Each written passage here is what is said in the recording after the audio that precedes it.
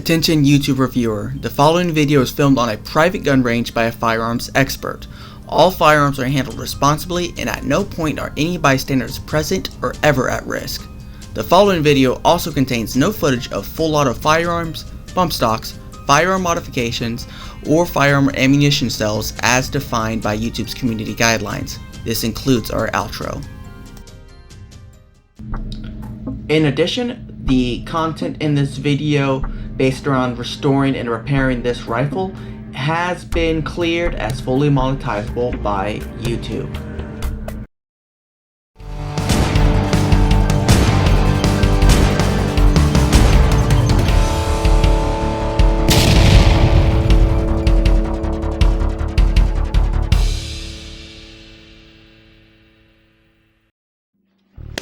Alright guys, welcome back. Today we're getting started on the stock. I'm going to attempt to keep this video down shorter than the last one, and if not, I'll end up breaking this up into separate videos. Don't know yet. We're going to see how this goes. But I think what I'm going to try and do first before this, I'm not sure I'm going to redo this stock quite as much as I did the moniker, because it's not as badly soaked through with Cosmoline. It's actually, I can still see the wood color through it. So what I may try to do is I'm probably going to try, first I have to like scrape out all the gunky Cosmoline inside of it, inside the channel, get all the metal parts off. I'm probably going to try just cleaning it really good with a degreaser, the surface of the wood, see where we're at on that, and then decide whether or not I want to do anything further. But first, before we get any further with all that, let's talk about today's sponsor. And today's sponsor is RTI. They import many awesome collectibles from all around the world, as you can see right here, just a couple examples. This is a VZ-52. This was one of the grade Bs that they sent me to do restoration on.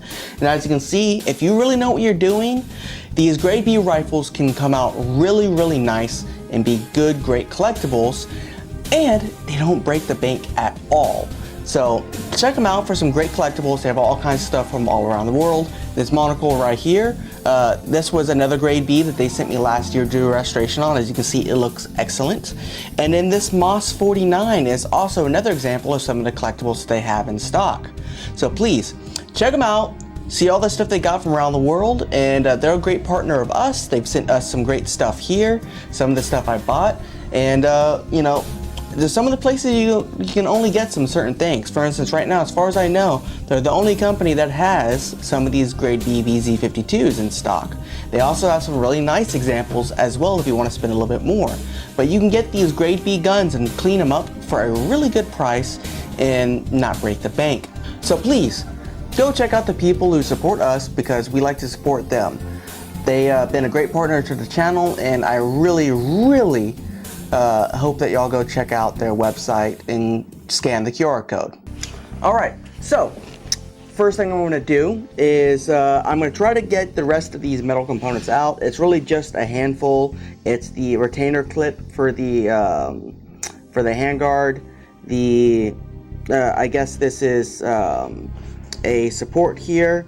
The receiver, the little block that holds the receiver action in, and then the swivel loop down here. These, I'm gonna try to figure out how to get these out, because these are like those weird kind of safety screws.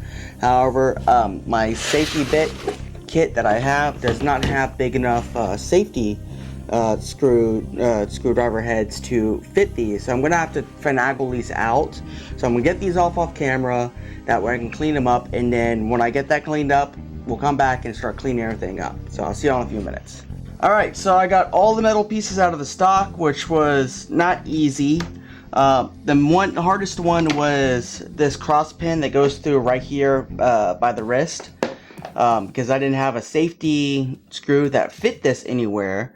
What I went ahead and I did is I had to do some finagling. What I did is I took a pair of vice grips, locked it off on the inside, the inside, and then took a wide socket, or a wide screwdriver head, and on just one side very carefully turned it off while applying enough pressure to turn it off. So I was able to get it off, got out the mounting block, everything else. So I'm gonna get all this stuff cleaned up and blued off screen, and then I'll come back to y'all when we start on the actual stock itself.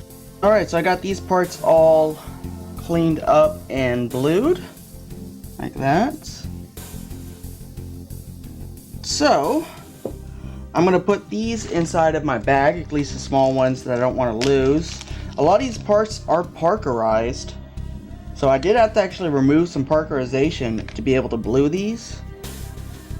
But, they came out pretty good. Let me see if I can fit all these in here. If not, these two pieces are fine.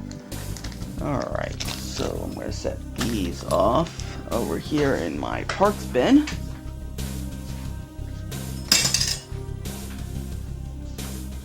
Alright. Now, I'm going to put my gloves back on, and we're going to start with the stock here. We're going to start by just cleaning out all the gunk that's on the inside of the channel. That way that's out of the way. Then I'm going to clean up the tub, and then we'll actually start scrubbing this thing down. Alright, so I got y'all zoomed in and looking straight down. So the first thing I want to do is just start scooping out this cosmoline and getting that out of the way. And for that, we're going to be using a flathead screwdriver, the stiff bristle brush, and this pick here is going to be the main tools we're using. For now, let's start with the screwdriver just so we can really scrape this stuff up here.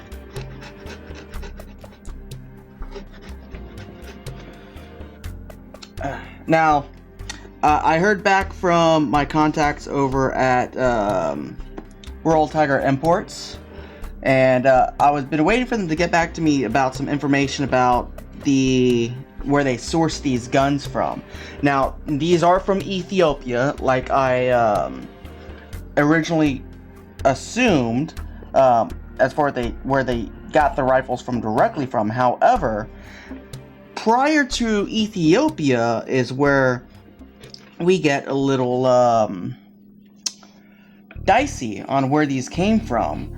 So, as I'd mentioned in the last video, when Czechoslovakia, one, was switching to the VZ-57, and when they were swapping, pretty much when they were swapping over to the VZ-58, after the 52-57, they surplus these rifles out all over the place. I mean, they went to Angola, other places, South America. Cuba got a ton of them. Ethiopia got some directly in at some point in the later, I guess, 50s and 60s and whatnot, 60s and 70s, from what I understand. But Ethiopia also purchased a lot of the second-hand, third-hand, from some of the countries that were that they were originally surplused out to, such as Angola and Cuba.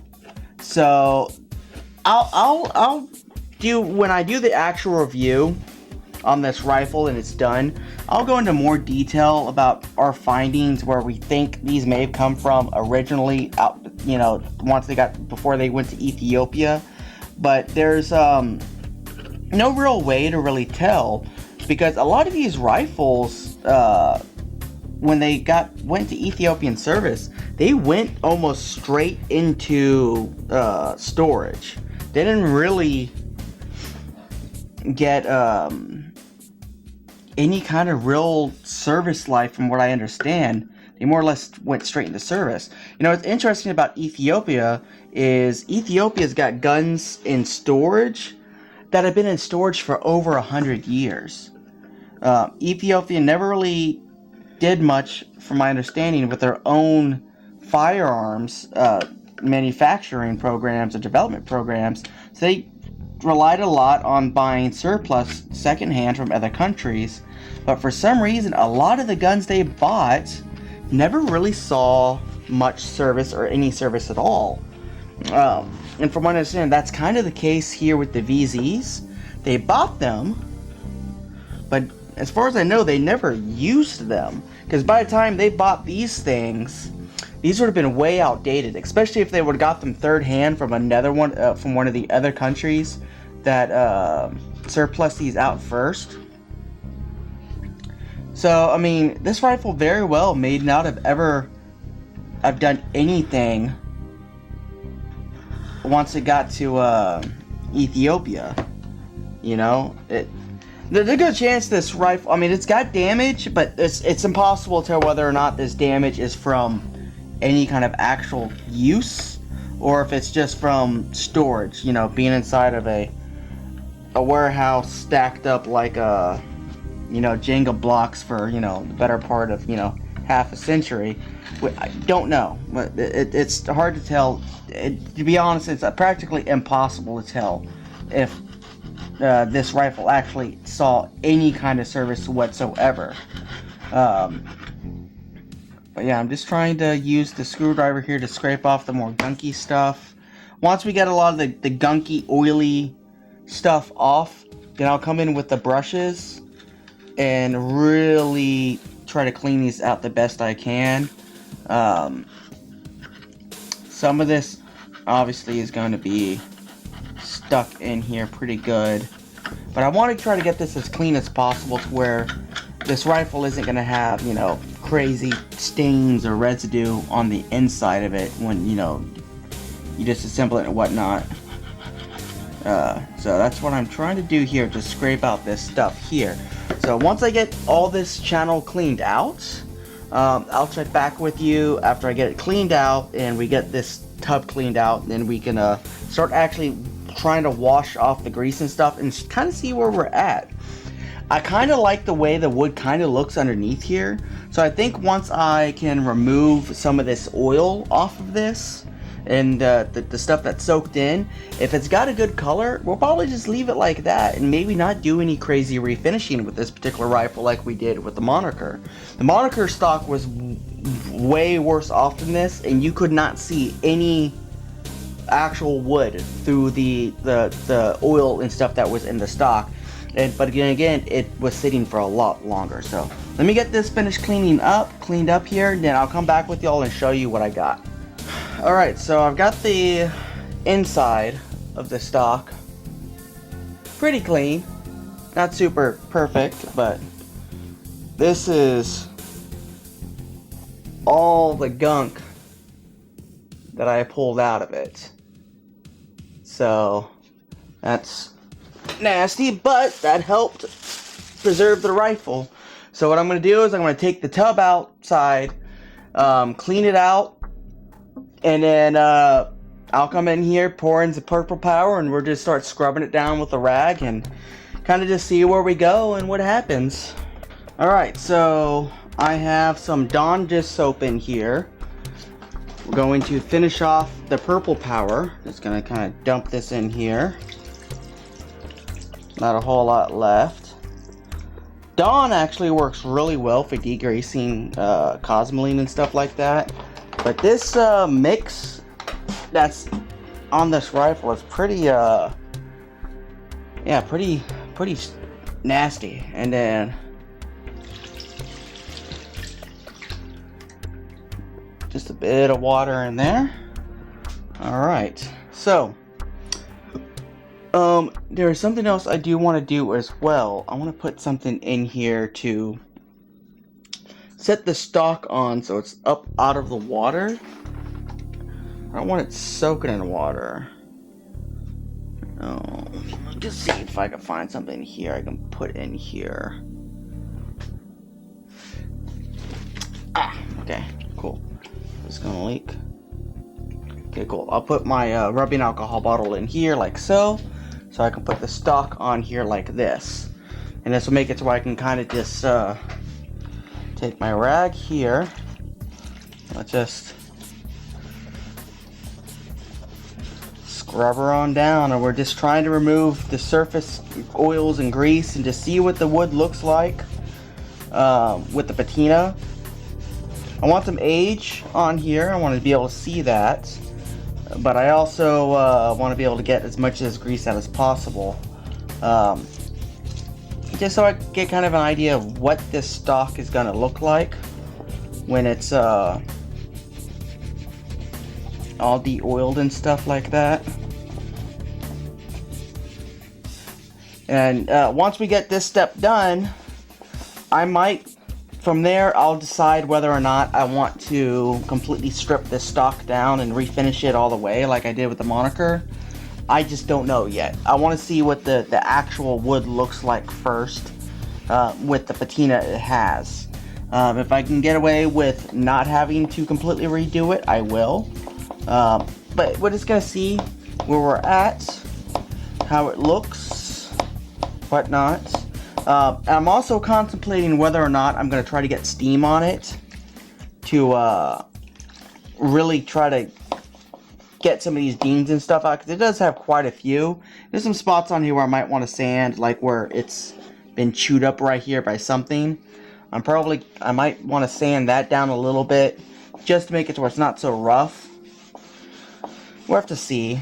Now for the spar, this crack goes from right here, the mag tube, to about right here. And there's a slight crack back here, but I'm not too worried about that. But what I'm looking at doing is doing a spar through the stock right here, and then possibly one right here as well. Basically what I'll do is I'll just take a wooden dowel, I'll drill a hole, I'll fill that hole with wood glue, then I'll work that wooden spar or dowel into it, and clamp it together, let it dry, and you know, see what it does.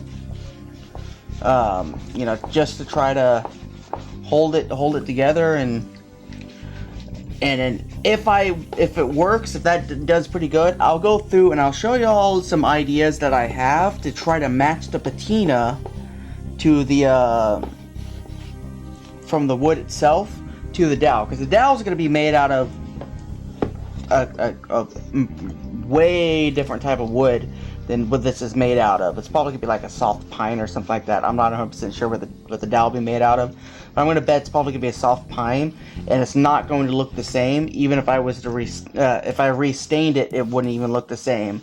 But I think I have an idea of what I can do to maybe get it to try to match. But we're still a ways away from that. We still got to see what we want to do here. But it does look like I'll probably be at least, the very least, doing a light sanding on this wood to smooth everything out. But I'm just going to see what it looks like after I wash it real good first. Get all the grime and stuff off and see what the wood dries to. I want to see what it dries to. So I'm going to scrub this down, get it all nice and clean the best I can, take it out the yard, spray it with a water hose to rinse it off, and then let it dry and then see what it looks like. But I'll come back to y'all after I get it scrubbed down before I go rinse it off, and we'll go from there. So I'll see y'all in a few minutes. Alright, so as you can see, water's pretty dirty. Stock doesn't look too different, but it has definitely been scrubbed down pretty good. I'm gonna take this out in the yard, spray it off with the water hose, get it rinsed off real good, and then I'm gonna let it dry off. That's probably all I'm gonna do on it today, but the next time you see it, it's gonna be fully dry, and then we'll kind of figure out what we're gonna do from there. So, yep, see y'all in a minute. Alright, so we're back. This is pretty much what the stock looks like now that it's dried out completely. Now, I originally was not planning on doing any sanding on this, but it looks like I am going to have to do some sanding, because if you look carefully, it's hard to tell, but you see that shine? So that tells me at some point this stock was lacquered. Now over time a lot of that's fallen off, but that lacquer is part of the reason why the stock isn't super soaked through with oil and cosmoline like a lot of military surplus stocks are. So with that said, here's the plan that we're going to do today. So I got the inside cleaned out, not going to do anything more on the inside at all. Now I may, when I'm done with everything else, before I stain, I might brush a thin layer of wood, what is it called? It's a wood fortifier that you wipe and it soaks into the wood and it actually kind of forms like a stronger, it helps strengthen. Okay, battery died, don't know how much of that you heard. So basically what I'm going to be doing is I'm going to do a sand on this here to remove all of the lacquer. That way this will hold a stain. Because now I am planning on staining. After everything else is sanded, done, all the other repairs are done, I'm probably going to take some glass fortifier and coat the entire inside in a thin coat here. And what that does, it should soak into the wood and help fortify it. I'm especially going to have to do it right here on the right hand side near where the trigger guard is, because it is pretty chewed up right here and I do see cracking. So I do want to fill that all in to help kind of hold that together, because I don't want any rot forming right there. And then this is going to be finished up with a coat or two of the mahogany stain, kind of what I did with the moniker rifle, and then a couple coats of linseed oil. Now before I do that, there's this big crack here that I do have to repair, and I'm going to do this a specific way. So if you look right here, where the crack starts here at the magwell, and goes up to about right here, kind of goes up to the side. What I'm going to do is right here, I'm going to drill a hole straight through the stock all the way through, and I'm going to drill another one about right here all the way through. And if you look, that's where this chunk of wood is here, and this chunk of wood is right here. And I'm going to drill that hole. I'm going to fill this crack with wood glue, and I'm going to cut off a section of this poplar 3/8 dowel, which is going to be pushed through here. That is going to be coated in glue, and then it's all going to get clamped together and then dried. And that's going to be before the final sanding, before I do any of the final stuff, before staining and everything like that. Because I do have a couple of things I do want to do with this in order to make sure that it's a nice tight fit, and also it's going to match the wood as much as possible. So that's basically the plan of where we're at right this second. Just do some sanding, just enough to get to smooth it all out, get rid of the lacquers so stain holds, and will take a consistent stain. But I'm not going to try hard to get any of this other discoloration out, because I want that. That discoloration is what's going to create the illusion of age on the stock when it's all said and done, just like with the moniker right here. As you can see with this rifle, I left a lot of the color defects in the wood. That way when it got stained and everything, you can tell its age. And this rifle came out extremely nice. This was the last project that I did for RTI. So this rifle came out really nice. And it's looking like the VZ is going to turn out just as nice, even though the stock itself isn't quite as nice as that one. That one, the only repairs for wood I had to do was on the upper handguard, which I don't even have one to begin with for this rifle. I'm still looking for one. And then that was it. This stock here, I do have considerably more damage. I do have this large crack, and I have this big chunk missing out here, which I can only do so much with. So yeah, so I'm gonna get to sanding here. Let me see, what do I got? I'm gonna start with the 220 here, and it's just gonna be a real light sand. Now I went through and I cleaned out my tub completely here, because I want this nice and clean dry, and I want to be able to catch all the sawdust. And you're gonna find out why I want to do that later on, and hopefully it's going to help a lot. So I like using small pieces, and you gotta sand with the grain. And right now I'm only doing a light sanding over the spots that I don't necessarily have lacquer on, but from being wet wood fibers have stood up. So I'm just kind of smoothing out those wood fibers. That's all I'm really doing here. And you always want to go with the grain. Otherwise, you're going to see a lot of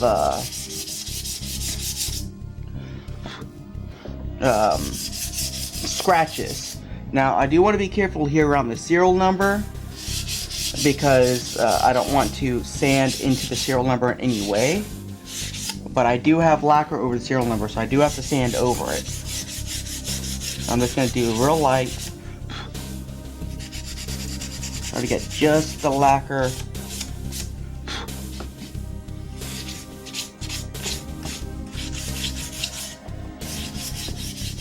Doing, like I said, just a light coat, sanding, just to get down all of those wood fibers that stood up from being wet. And right in here, this is actually burnt into the wood right here, where the swing swivel goes. So I'm not going to sand inside of that because that's meant to be like that. That's not a lacquer or anything.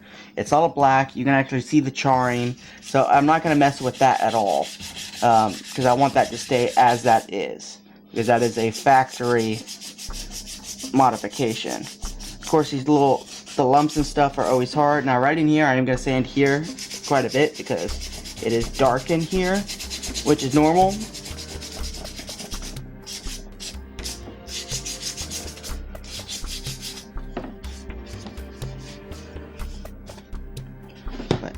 Just doing a nice little sanding. So what I'm going to do is I'm going to go ahead and finish sanding this all down, and when I'm done getting it sanded up, I'll come back to you and show you where we're at and what the next step is going to be. So I'll see you all in a few minutes. Alright, I'm done sanding down the stock as much as I'm going to do. I know it doesn't look a whole lot different right now, but it definitely feels smoother. Like I said, I got all that lacquer and stuff out of there. There's a couple spots where there's still a little bit I gotta tweak up here and there, like right here. But besides that, all the lacquer is off where it needs to be off. I'm probably gonna have to go out into the garage to drill these 2 holes because I have to use my drill press so I can make sure I make very straight holes. And I have a vise out there as well. I can hold on to this to keep it straight. I was thinking about doing it by hand with the drill, but this isn't very sturdy, so I want to make sure I can drill a good straight hole right where I need them to be, and then be able to actually you know, have a straight hole and not have to worry about rocking or the holes being crooked, because that will throw off the look if the repairs are noticeable, which I can't guarantee that they are or are not going to be noticeable. But if the holes are crooked, well then yeah, it's going to be a little bit more noticeable than not. So that's all I'm going to do. I'm going to head out there, drill these holes real fast, and sweat in the garage, and then I'll come back as soon as I'm done drilling the holes, and we can go from there. Alright, I'm back from sweating in the garage. Totally sucks, you know, down here this time of year in South Texas, it's hot, and especially in a garage with no AC. So I got the 1 hole drilled right there. I wanted to do a second one right here, but the way my vise is set up, I couldn't get this level and straight. It kept wanting to torque it because my vise on my drill press isn't as tall as this is, so it was only gripping on one side. So, but this is the important one because this is right where the crack starts, and this is the thickest part of wood right here. So this is actually going to work just fine, and you can actually see the crack through the hole, which I know y'all can't see, but I can. So I'm going to do some touch-up sanding just to level some stuff out, and then I'm going to cut off a piece of this dowel, and then I'll show y'all installing that and all that stuff, and then we'll be done for today. Okay, so I did that little bit of touch-up sanding, and here's what we're going to need. So first of all, I cut down my dowel to about this long. It's a little longer than I need, but I've got that like that for a reason. Then the wood glue. Now this is Elmer's Carpenter Wood Glue Max. Now what's important about this glue is that it says it's stainable, which is what we need for this here, because if we got a wood glue that didn't stain, then it's going to be very, very visible with all the cracks. Next thing I got is my clean cotton swabs. This is so I can pre-glue the inside of this crack. Then I've also got my little pick here, which is going to be important because I'm going to have to go through, and I'm actually going to have to use a screwdriver. And I want to actually try to get in here and pry this open just a little bit to be able to get glue down inside of that crack nice and deep. And I'm going to use this pick to actually work it in there. I'm not going to be able to get all the way down inside the crack. It's not going to be possible, but I want to get it down deep enough so when I clamp this, it's going to hold it nice and tight.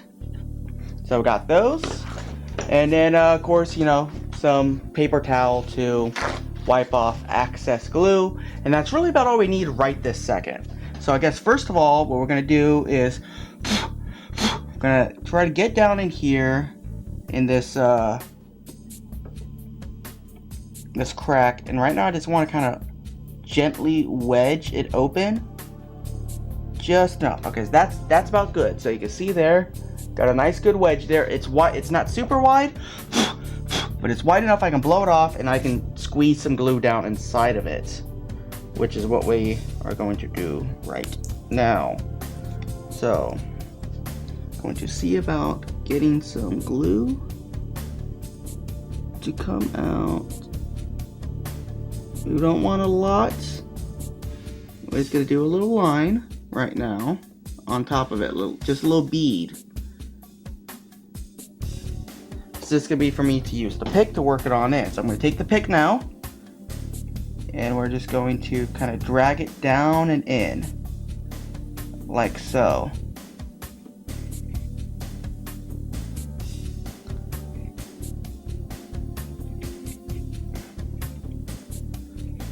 Gonna work it on in. I'm gonna work it up here where the crack is narrow. And that's just gonna have to be kind of wiped in. If it's too narrow to actually get the pick down inside of, there's not much point in trying. So we're just gonna keep kind of just dragging this along like so. And as we drag along, you can see it's falling down inside. I'm going to zoom the camera in here, that way y'all can see a little bit better what I'm doing.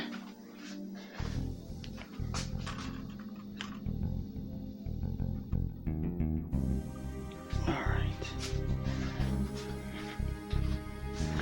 Now this glue doesn't dry super fast, so it's not like we're on a super time schedule, but you do want to do this as fast as you can, because it does dry kind of fast.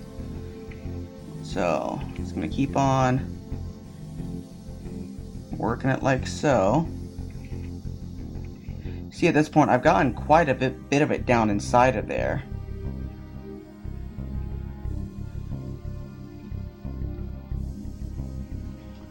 I can actually see it coming out through the hole in the bottom here. I've got that down in there. Now, it's going to be the tricky part to try to get it on the inside of the crack here. So we're going to squeeze a little bit there.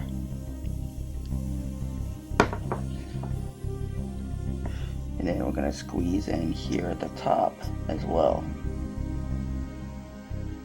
We want to try to get this in on both sides. So let's work on the inside here first. Try to get this down in here best we can, as much in as we can.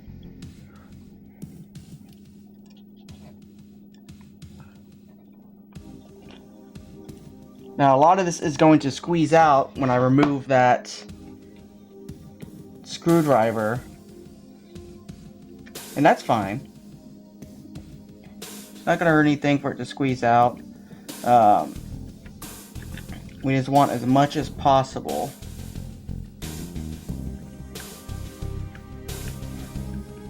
And yeah, we are going to have to go through and do some sanding here on the inside. I'll probably bring the Dremel in here, clean up some of this glue. I'm not super concerned about that. All part of the process. Sometimes you have to redo multiple steps. Okay, we're going to pull out our screwdriver, set it off to the side, and we're going to try and squeeze some in right there. Okay, so now here's where we are starting to run into our time schedule. So we're going to take this. I need to go wet this down. Oh, you know what? I'm just gonna wipe it dry right now. I can always sand it off later. And here, I want to wipe off the excess. For sure, right there. Okay. Now, let's get our Q-tip, get some glue on it, and let's get the inside of this hole nice and coated in glue. So I was going to put a nice big daub on there. That should be plenty. We're just going to swirl her around.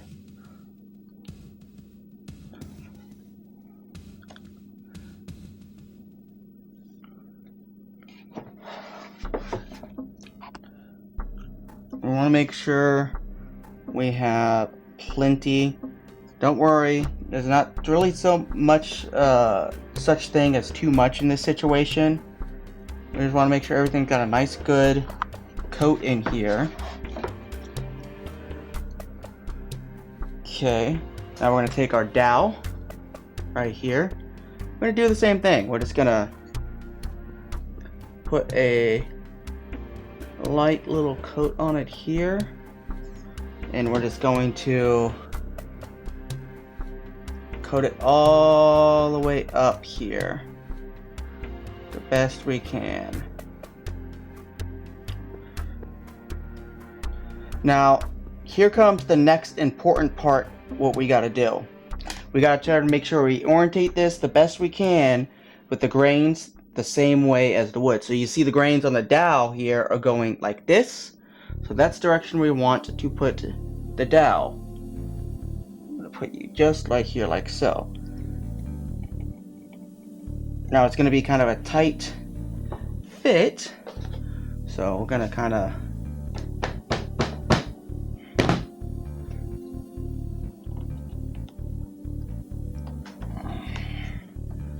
have to set this on the table here and kind of hammer it on in.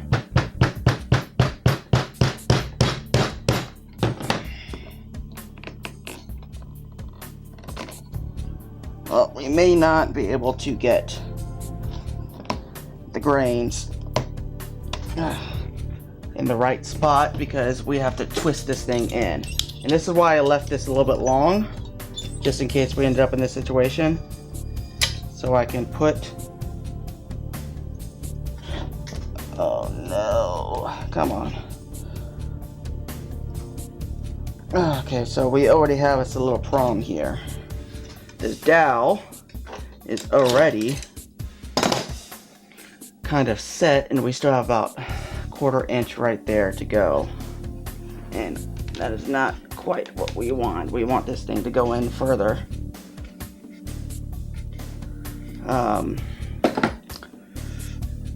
Let me see about tapping it some more.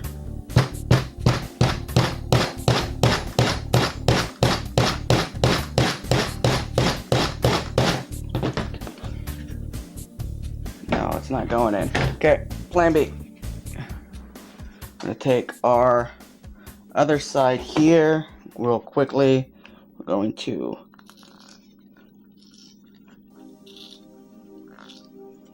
cut off another end here.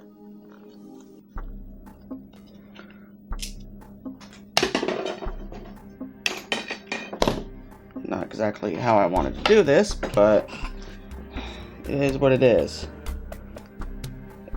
And this one's going to go in here. Maybe go in. Where's that?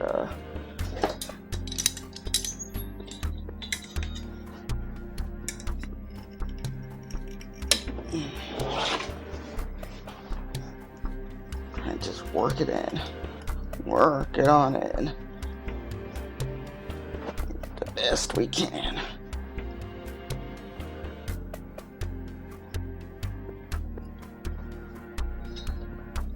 Okay. That's the best we're gonna get. Isn't gonna be as nice as I wanted, but you know, can't get everything perfect always. So now we're going to take a clamp here. And we're going to clamp the wood down.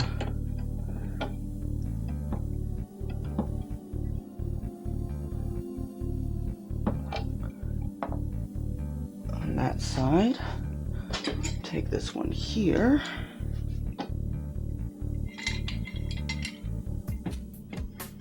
Come down on this side here.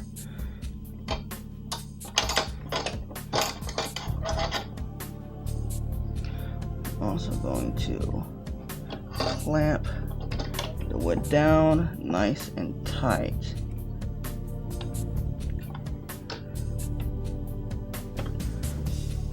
Don't want it so tight that we're marking the wood, but we want it tight enough that we're squeezing out everything. As you can see, that is the case. So, that is all we can do today. We are just going to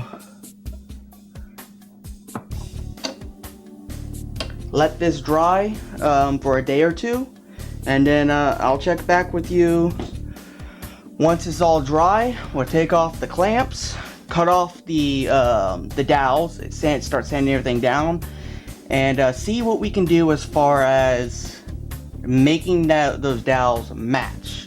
But for right now, can't do a single thing. The only thing we can really do is go through and try to wipe off some of this excess glue that's on the outside here, so we don't have massive globs dried to try to get off.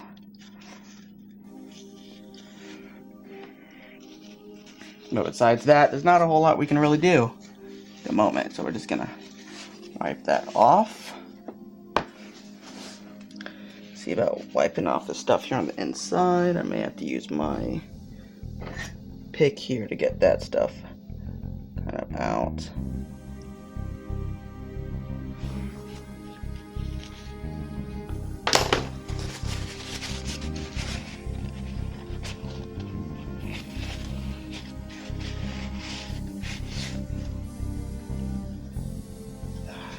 This wood looks like it could actually... Here's what I'm going to do. I'm going to redo my clamps here. I'm going to take my clamps off. I'm going to set this piece of paper towel over, like so. Yeah. Now I'm just going to put them on. I'm going to try to get right here. We want to be a little high up because we want to actually clamp where the crack is.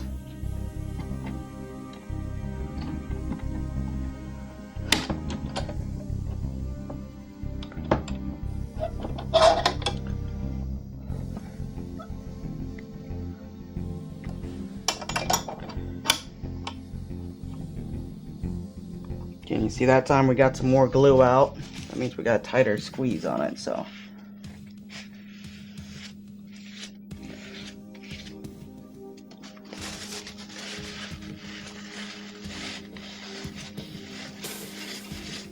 Alright, well that's all we can do. I'll see y'all in a day or two when this is all dried up, and we'll go over the next steps. So, see y'all then.